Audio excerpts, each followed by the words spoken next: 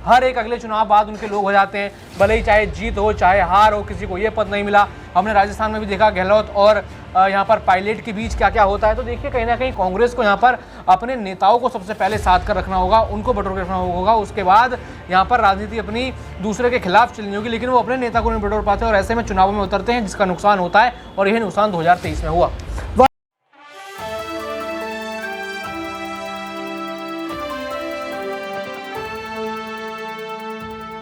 नमस्कार, आप देख रहे हैं नेक्स्ट न्यूज पॉलिटिकल बाइट। मैं हूं आपके साथ आकाश त्रिवेदी। 24 के चुनाव से पहले दल बदल का सिलसिला शुरू हो गया है, आरोप प्रत्यारोप का दौर शुरू हो गया। लेकिन ऐसे में कुछ ऐसे नेता हैं जो अभी भी कांग्रेस को छोड़कर बीजेपी में जा रहे हैं। बता दें कि यहां पर अब कांग्रेस को एक बड़ा झटका लगता हुआ नजर आ रहा है, क्योंकि कमलनाथ कहीं ना कहीं बीजेपी में जा रहे हैं। जय दर्शकों, आपको बता दें कि कमलनाथ को लेकर अटकलें तेज हो गई कि कमलनाथ अब बीजेपी में जा रहे हैं, क्योंकि जिस प्रकार से कमलनाथ को इज्जत नहीं दी जा रही कांग्रेस के अंदर, प्रदेश अध्यक्ष पद से हटा दिया जाता है, जीतू पटवारी को बैठा दिया जाता है, जो ये बताता है कि कांग्रेस पार्टी में कमलनाथ का कद अब बहुत नीचा हो गया है। कमलनाथ को वो तवज्जो नहीं दे रही कांग्रेस पार्टी, और ये बड़ी वजह है कि अब बीजेपी में जाने के लिए कमलनाथ कहीं ना कहीं उत्सुक घूम रहे हैं, लेकिन इस बात की पुष्टि साफ तौर पर नहीं हो रही। प्रयास ये लगाए जा रहे हैं कि कमलनाथ कभी भी यहां पर दामन छोड़ सकते हैं और 24 के चुनाव के कुछ दिन पहले यहां पर बीजेपी में एंट्री ले सकते हैं। तमाम सवाल इस वक्त खड़े होते हैं, क्या सचमुच कांग्रेस के साथ अगर कमलनाथ ऐसा करते हैं तो बीजेपी को फायदा होगा, और क्या कमलनाथ के जाने के बाद कांग्रेस पार्टी का कुनबा टूट जाएगा?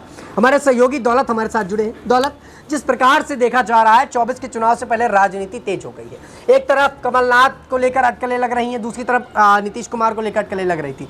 नीतीश कुमार ने तो अपना पलड़ा साफ कर दिया कि वो एनडीए में चलेंगे। क्या अब कांग्रेस पार्टी के एक जो बड़े मुखिया थे, जो कद्दावर और दिग्गज नेता माने जाते हैं कमलनाथ, वो बीजेपी में जाएंगे, और उनके जाते से कांग्रेस पार्टी को कितना झटका लगेगा? देखिए, कांग्रेस कहीं ना कहीं मध्य प्रदेश और अन्य राज्यों में कमज़ोर हुई है, और वो ऐसे ही हुई है कि जहां पर जो नेता डिजर्विंग है, जो नेता युवा हैं, जो नेता चाहते हैं कि उनको चीज़ें मिले, उनको नहीं मिली। देखिए, जिन नेताओं ने आपको सत्ता ला के दी, यहाँ पर 2018 की एंटी इनकम्बेंसी तोड़कर वो सरकार बना के लाए थे, भले यहाँ पर सिंधिया के पाला बदलने के बाद चीज़ें बदली हों, लेकिन यहाँ पर कमलनाथ ने वो कर दिखाया। लेकिन अगली ही हार पर यहाँ पर आपने उनको किस तरीके से जो है पद से हटा दिया, पार्टी से दरकिनार कर दिया, और अब कहीं ना कहीं प्रश्न उठने लग गया है कि वो लोकसभा चुनाव लड़ेंगे कि नहीं। ये प्रश्न कहीं ना कहीं उनके लिए ये दिखाता है कि क्या अब वो चुनाव नहीं लड़ पाएंगे, क्या अब वो वोट नहीं ला सकते, क्या वो कांग्रेस को संभाल नहीं सकते। देखिए, कांग्रेस को यहाँ पर उनके बड़े नेता भी संभाल सकते हैं, युवा नेता भी संभाल सकते हैं, लेकिन यहाँ पर कांग्रेस बैलेंस बनाने में कहीं ना कहीं चूक रही है। आप दूसरे देखेंगे बीजेपी को, तो यहाँ पर दो तरह की राजनीति वो करते हैं, दो तरह के लोगों को वो चलाते हैं। कहीं वो अनुभवी लोगों को अंदर डालते हैं, तो कहीं वो यहाँ पर युवाओं को बाहर निकालते हैं, और लगातार जो है ऐसी चीज़ें वो करते हैं, और ऐसे में उनसे नाराज उनके लोग नहीं होते। लेकिन कांग्रेस से नाराज हर एक अगले चुनाव बाद उनके लोग हो जाते हैं, भले ही चाहे जीत हो चाहे हार हो, किसी को ये पद नहीं मिला। हमने राजस्थान में भी देखा गहलोत और यहाँ पर पायलट के बीच क्या क्या होता है। तो देखिए कहीं ना कहीं कांग्रेस को यहाँ पर अपने नेताओं को सबसे पहले साथ कर रखना होगा, उनको बटोर के रखना होगा। उसके बाद यहाँ पर राजनीति अपनी दूसरे के खिलाफ चलनी होगी, लेकिन वो अपने नेता को नहीं बटोर पाते और ऐसे में चुनावों में उतरते हैं, जिसका नुकसान होता है और यही नुकसान 2023 में हुआ। वाकई में देखिए, कमलनाथ अगर यहाँ से जाते हैं तो कांग्रेस को झटके लगेंगे, दो राय नहीं। कांग्रेस जो कर रही है शायद वो गलत कर रही है, क्योंकि जो उनके पार्टी के कद्दावर नेता हैं उनको यहाँ पर वैल्यू नहीं दी जा रही। ये बड़ा कारण है कि कांग्रेस पार्टी अब मात खा रही।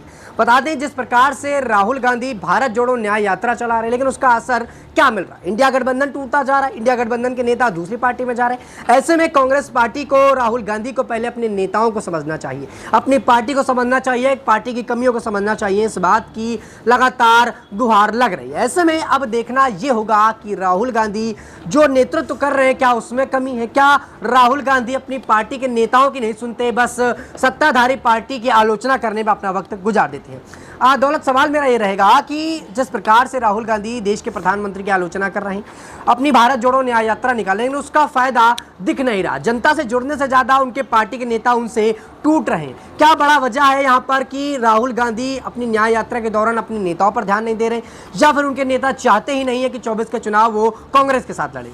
देखिए, राहुल गांधी इस समय चुनावों का मौसम है यहाँ पर, लेकिन वो यात्रा लेकर निकल गए। वो विधानसभा सीटों पर फोकस कर रहे हैं, वो लोकसभा सीटों पर फोकस नहीं कर रहे।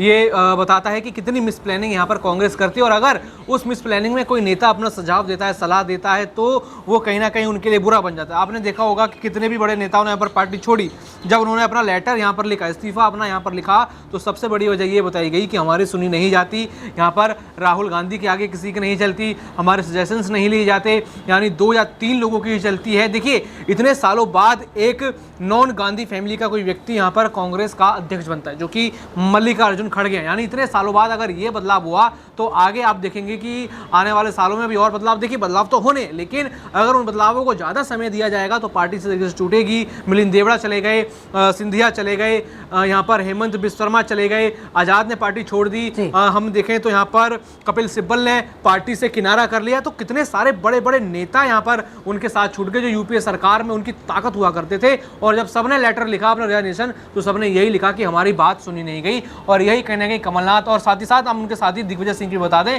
दोनों के साथ यही मध्य प्रदेश में हो रहा है। वाकई में देखिए, ये बड़ी बात है कि कांग्रेस पार्टी के नेता उनसे नाराज हो रहे हैं, तो कभी सीट शेयरिंग को लेकर, तो कभी बात ना होने की वजह से। उनका ये मानना है कि कांग्रेस पार्टी में अपनी बातों को नहीं रख पा रहे, जो बोलना चाहते हैं वो हो नहीं रहा, पार्टी में जो गठनात्मक चीजें होनी चाहिए वो नहीं हो रही, बल्कि राहुल गांधी जो कह रहे हैं उसी आधार पर पार्टी नहीं चल रही। लेकिन दौलत, आपको नहीं लगता कि जब कांग्रेस पार्टी के जो आधार हैं वही राहुल गांधी है, राहुल गांधी से ही पार्टी है।